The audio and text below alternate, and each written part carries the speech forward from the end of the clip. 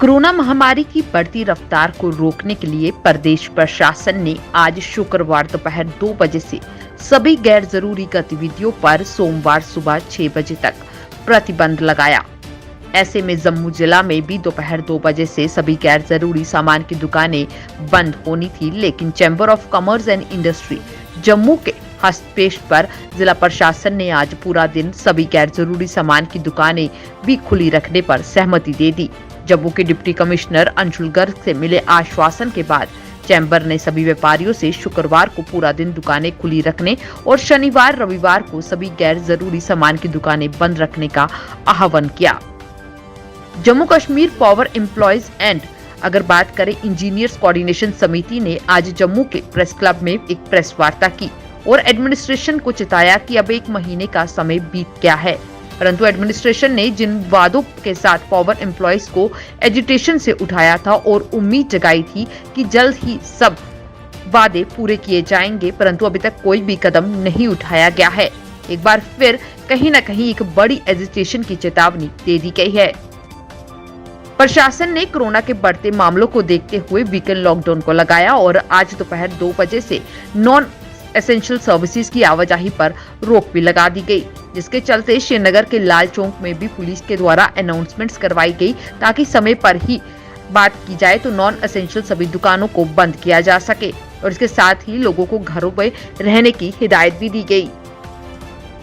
Jammu Kashmir handicap welfare association के द्वारा आज जम्मू के प्रेस क्लब में एक प्रदर्शन किया गया और सरकार के खिलाफ आवाज उठाई गई। साथ ही इनका कहना था कि बहुत बार गुहार लगा चुके हैं, परंतु हर बार निराशा ही हाथ लगती है और इस बार तो संसद के बाहर प्रदर्शन करने की बात की गई थी, परंतु कोरोना की वजह से इसे अभी संभव नहीं किया जा रहा। परंतु सरकार को ये साफ करना चाहते हैं कि हमारी मांगों को जल्द ही पूरा किया जाए।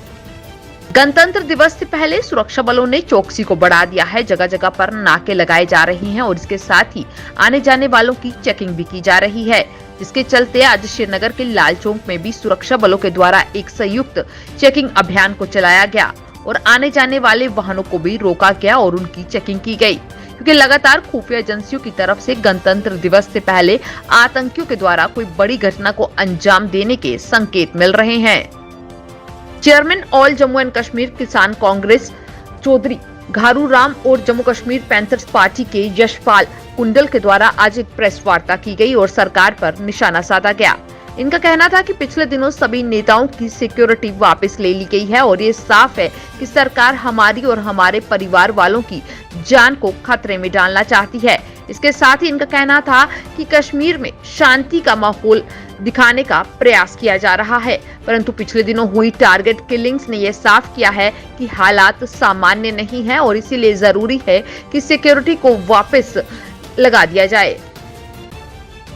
शीतकालीन खेलों को बढ़ावा देने के लिए उच्च अधिकारियों और बाहरी दुनिया का ध्यान आकर्षित करने के लिए उत्तरी कश्मीर के सुदूर गुरेज घाटी के युवाओं ने एक बार फिर से जमे हुए मैदान पर कई स्नो क्रिकेट टूर्नामेंट के आयोजन किया है। आपको बता दें कि सीमावर्ती गुरेज घाटी के मुरकूट, अचूरा और भागतोर सहित विभिन्न गांवों में पहाड़ों से गिरे बर्फीले मैदान पर युवाओं ने स्नो क्रिकेट टूर्नामेंट आयोजित किए हैं और पिछले वर्षों में अगर बात करें तो इन जमे हुए मैदानों पर हिम क्रिकेट गुरेज के निवासियों के बीच लोकप्रिय हो गया है, क्योंकि यहाँ स्थानीय शीतकालीन खेलों का केंद्र बनने की क्षमता है। इसके साथ साथ ही ये कहीं न कहीं जम्मू कश्मीर प्रशासन का ध्यान भी अपनी ओर खींचने का प्रयास कर रहे हैं।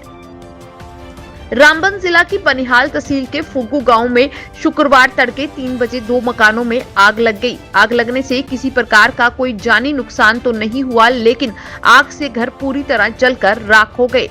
आग लगने की वजह शॉर्ट सर्किट बताई जा रही है। आग से जलकर राख हुए 2 मंजिला मकान में गुलाम नबी और मंजूर अहमद दोनों पुत्र हबीब गनई एवं साथ लगते दूसरे मकान में उनके रिश्ते का भाई मोहम्मद शरीफ रहते थे। बनिहाल थाना प्रभारी नईम अहमद के मुताबिक आग की घटना सुबह 4:30 बजे के करीब हुई है, जिसकी सूचना पुलिस को 4:45 बजे हुई। इसके फौरन बाद Banihal fire and emergency services की टीम अग्निशमन वाहन के साथ मौके के लिए रफ्तार पकड़ती हुई नजर आई। गांधरबल जिला के कंगन क्षेत्र के रियाल के बाटपोरा क्लास पाटी गांव के निवासियों को नाला सिंध पर पुल न होने के कारण कठिनाइयों का सामना करना पड़ रहा है। पथरी बल बाल्टी मोहल्ला और ठिटरी मोहल्ला के निवासियों ने कहा है कि वे हर रोज एक अस्थायी लकड़ी के पुल पर चलते हैं और नाला सिंध को पार करते हुए निकटतम बाजारों तक पहुंचते हैं। इनका साथ ही कहना था कि बारिश और सर्दियों के मौसम में यह इलाका गांधरबल जिला के बाकी हिस्सों से कट जाता है और साथ ही साथ कई बार तो इलाज न मिलने के कारण कई लोगों को यहां पर अपनी जान गंवानी पड़ी है, जिसके चलते इन्होंने उपराज्यपाल और साथ ही साथ डीसी गांधरबल को इस मामले में हस्तक्षेप करने की मांग की है।